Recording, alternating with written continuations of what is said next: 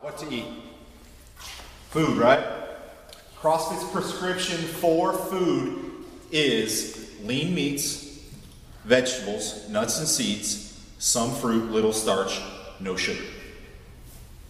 That's it. So when we come here, those are the things we talk about. So lean meats, okay? LM. Okay, let's talk about some optimal choices for lean meats. What would be some optimal choices for lean meats? Chicken, okay. Fish, okay. Bacon. Not so lean, but still a good choice. Still a good choice. Right. So what I'm searching for is not so much the type, okay? While that's good, but let's talk about the quality. Okay. What's a good quality meat? Grass-fed. Grass-fed, right? Why is grass-fed? Good fat rather than Yeah. Basically, when a cow, okay, we'll use a cow for example, or we can talk about chickens or hogs or whatever the case may be, but a cow is designed to eat grass. It's not designed to eat the grain or the candy that they've been doing lately. They'll give cows candy to eat, okay? And what that does is it makes them heavier, so when they take them to market, they get more money. So a good grass-fed cow has, that's what it's designed to eat. So the cow eats the grass, it performs optimally, it's a happy cow, it's in the pasture, it's not in a stockyard waiting its demise. Same thing with chicken, okay? You'll see free-range chicken. Okay, is a chicken a vegetarian? No. No, you'll see all the time, you'll say vegetarian-fed chicken. Okay, but what do chickens eat? Bugs. I know there's some people in here that have had a free-range egg. Okay, have you ever seen a free-range egg compared to one you get from, like, even an Eggland's Best, right?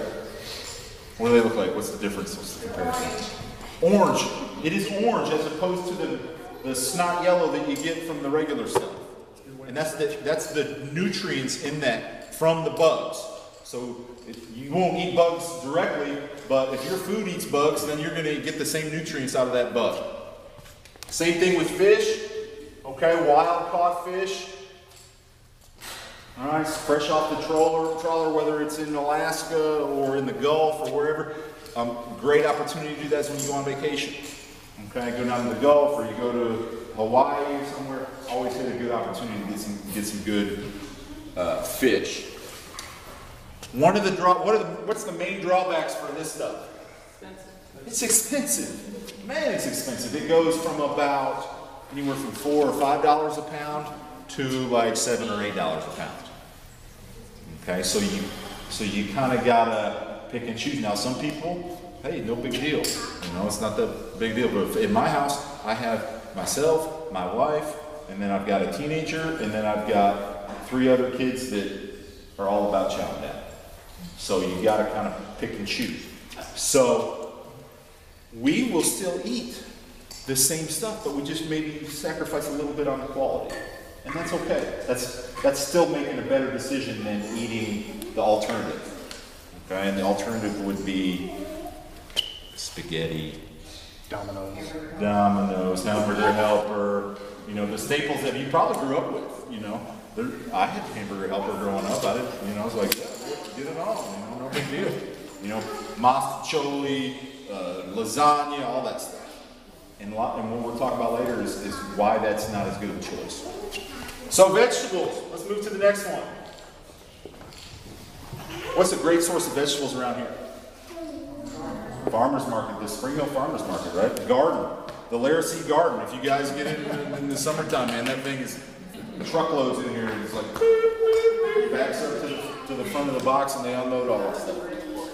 Yeah. So anymore, you'd self-serve, all right? They don't want to deal with it. We also had a CSA. We had a CSA that brought once a week some good vegetables here. Heirloom tomatoes, okay? We talk about non-GMO. Do we know what GMO is? Genetically modified. Okay, what does that mean? Do we know? It means it's been jacked with Right, Monsanto, basically this big company, this multinational trillion-dollar company, Monsanto, they have a scientist and he's got a lab coat and he takes the seed of it, whether it's a corn or tomato or an apple or whatever you want, and he splices the DNA to do something that is never before seen in nature.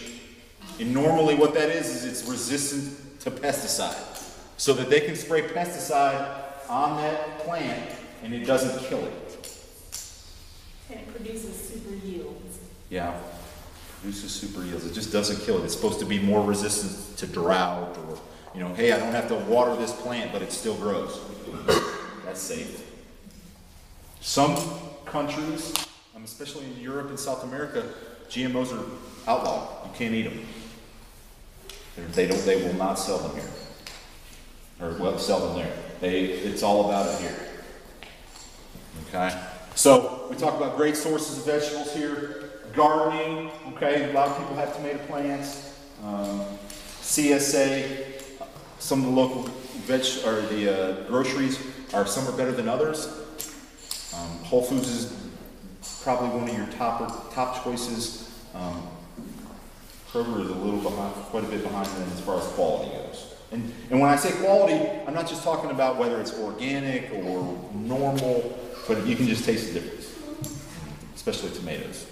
Did you have something? Yeah, Greg hit something real important there where he talked about what we eat here versus other countries, right? We're the most obese nation on the planet. There's a reason. It's not because we're lazy. That's what the foreigners think. It's because of what our government allows us to eat, right? Let me look and see if I'm going to get into any conspiracy theory. Now's a good time. I'm not a conspiracy theorist by a long shot, right? But I'm smart enough to understand what a lobbyist does. And you look at General Mills, Post, and Kellogg's. Why do they need lobbyists? If they're selling you healthy foods, shouldn't they be able to go out in the market and just win your business? Right? They can't. They got to get in bed with the politicians so they can continue this whole GMO business. And meanwhile, we're uninformed and unsuspecting. And we think that, you know, Captain Crunch or give me a healthy cereal. Total. We think that's good for us, right? Because Kellogg's can't make $6 billion a year by selling you an egg. Right? But they can by producing these flakes that don't occur in nature, but they occur in laboratories. So you see where I'm going? There's a reason why we're heavier than every other country, and these countries say GMOs can't come in, but we let them happen. So it does have something to do with your politicians in a roundabout way. All right. Then we talk about nuts and seeds. Okay, good source of fat. Also a quick opportunity for energy and a good snack and energy. So cashews, macadamia nuts, pecans, walnuts. Okay, what am I not saying? Peanuts. Why peanuts? It's a legume, all right? And we'll talk about that later when the science stuff comes in. So, nuts and seeds, some fruit. Okay, why do we say some fruit? Sugar. Okay. Some people, if we say, all right, green light on fruit. Then you sit there, you wake up, all right, for breakfast I had 5 bananas. Then for lunch I had this little piece of chicken and then 3 oranges. And then for dinner, my favorite was strawberries. So some fruit. And then we say little starch, and we'll put a little star on this one, okay, because that's the one that's the easy one to replace. If we're having a high output of workouts, okay, if we're the Zenas of the world, where she's running, 20 plus miles a week, or Diane, she's doing a 50K stump race. We ask those people to supplement with more energy with that. So good sources, some sweet potatoes, maybe a little white potato, and then some white rice. And then the main one right here, the bubble burster, okay, no sugar. All right, how many people started going black coffee with their 30-day challenge? Woo! Right. Ash and I did this a couple summers ago, okay, and we haven't gone back. It's just totally out of our lexicon anymore. So we don't even talk about it. It's black coffee every day. So, with that being said, we need to be able to, somebody hits you up, say, what do you guys eat when you guys are doing CrossFit? Lean meats, vegetables, nuts and seeds, some fruit, little starch, no sugar. That's the elevator pitch. Okay, for the paleo-ish of us all.